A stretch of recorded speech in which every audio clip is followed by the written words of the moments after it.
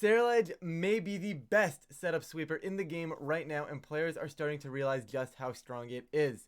Hello everyone, my name is Ryan, and today we are going to be taking a deeper look at Ceruledge and how it fits into the Series 2 metagame. So, to start things off, I figured we'd talk a little bit about why it kind of left, because it saw a lot of usage 2-3 weeks into Series 1, and then it kind of just disappeared. And the main reason for this, in my opinion, was the rise of Annihilate. And Annihilate just seemed to do kind of the same purpose, had a little bit better typing, a little bit more coverage, and was able to set up a whole lot faster. Right? You pair that with mouse hold, you'd self beat up, and all of a sudden your Rage Fist is at base 200 power, and all of a sudden you go crazy. The other concern was Pelipper and Palafin, especially Jody's San Diego team, which really hurt Ceruledge because you couldn't really break the Palafin without going Terra Grass, but then you couldn't break the Pelipper and the Salamence, and it was just too much for Ceruledge to handle. Moving on to Series 2, you had the offensive start to the meta, and oftentimes metas start very offensive because people are just looking for ways to win rather than play reactive and find your way to win and reposition around the offensive teams, right? So you had a lot of Iron Bundle, offensive Fluttermane, Roaring Moon, everything was just going so fast, right? But now the meta is slowing down. And with this meta slowing down, is it time for Ceruledge to shine once again? And I think the answer is yes. We've seen a fair little bit of usage over the last week or so. It's kind of on the rise right now. It was basically non-existent 3 weeks ago. And now all of a sudden we're seeing it's hovering around 2.39% last I checked. But I think that's only going to go up from here. And here are a few reasons why. Because Iron Hands, Arcanine, probably staples. I would say Iron Hands and Arcanine, if you're not seeing at least one of them on almost every team, I'd be shook. Now, you're going to get the teams that just don't have them, but Iron Hands and Arcanine, hugely popular Pokemon right now. And you basically invalidate both of them, right? If you run Clear Amulet on the Ceruledge, you cannot be intimidated. And if you go against a Iron Hands, they can't Swords Dance up, or they can, but you bulk up with them, you get your defense up. And if they're the AV version, once you have a bulk up, they really can't touch you. They can't Drain Punch you to heal health back, and I mean, they can wild charge you, is pretty much all the best you can get, but if you want to resist that, you can always just Terra Grass as well. So you basically sit in front of Iron Hands pretty well. You sit in front of Arcanine, they can't burn you, and if you Terra Grass in front of Arcanine, they can't Flare Blitz you, they still can't burn you because of Flash Fire.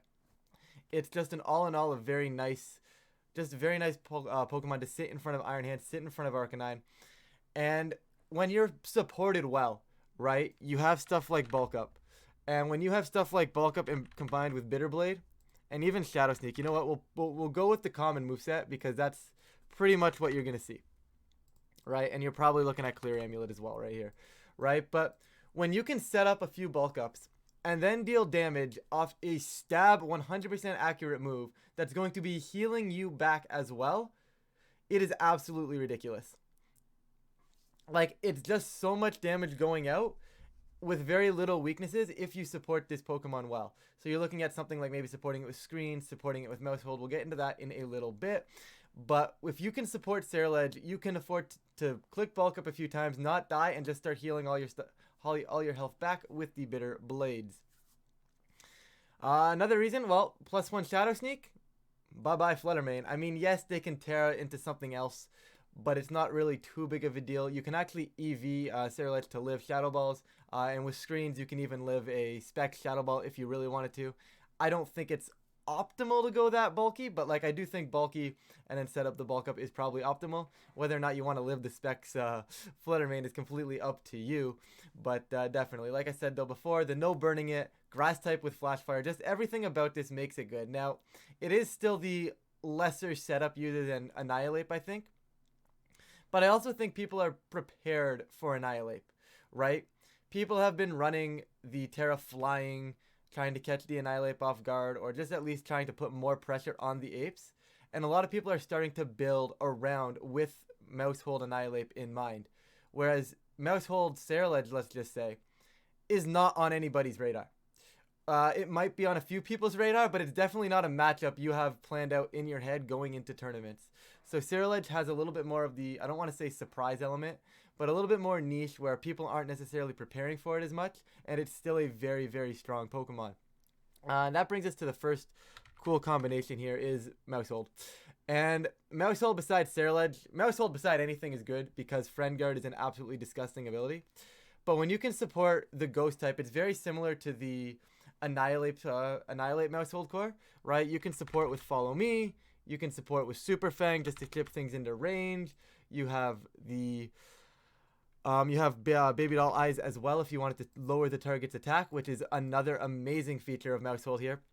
And with Mousehold on the field, you just scare every ghost move that really wants to go into you with the fact that you can click Follow Me. Now, obviously, it's not a perfect science, but nothing in this game is. But straight on, this is an amazing core, something that you're probably going to start seeing pick up in usage as well. And I honestly am going to be testing out myself. I think Mousehold Ceruledge is something that is very slept on right now, and hopefully it sees a place in the metagame. And the other one, probably a little bit more, I don't want to say standard, but a little bit more, I guess, a faster setup or a more well-rounded setup, I guess you could say, with Reflect and Light Screen. Just because you could lose Grimmsnarl and you'll still have the support for the Ceruledge, right? You throw up a Light Screen, you throw up a Reflect, you throw up some bulk ups, they're not breaking that. Unless they have dedicated Ceruledge answers or just a few things that actually do well into Ceruledge, which is very rare right now, right? Because with Grimmsnarl and Ceruledge, all you really need to do is find an answer to Fluttermane. So maybe you throw something like King Gambit. Maybe you throw a different Steel type, right? There's enough answers to Fluttermane that Grimmsnarl Ceruledge feels very, very strong. If you can set up some screens, get some bulk ups off, and then get Grimm off the field and start putting pressure on elsewhere. I would recommend starting with either one of these two cores, maybe even both, although that does feel a little bit passive. But both of them are options. We're going to switch on over now to a team that I built, I don't want to say relatively quickly, but it's more of a concept team. This is a concept team, and the concept here was basically, we're going to make Ceruledge impossible to knock out. I don't agree with having Rotom Wash, Corviknight, and Great Tusk as the back end of this team, because it just feels a little bit passive with Great Tusk really being your only immediate damage. However, the team in general feels really strong if you did want to start somewhere here and then make it a little bit more offensive and cater it to how you see the meta or how you enjoy playing around the metagame.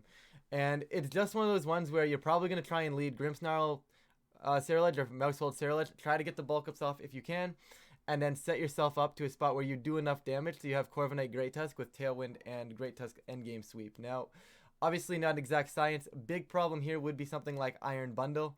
And the fact that, like, you really can't hit things super hard off the bat, right? So we do have the nasty plot on the Rotom Wash. We have the bulk up on Ceruledge and a super offensive Great Tusk. I probably could go Adamant here as well, but that's besides the point.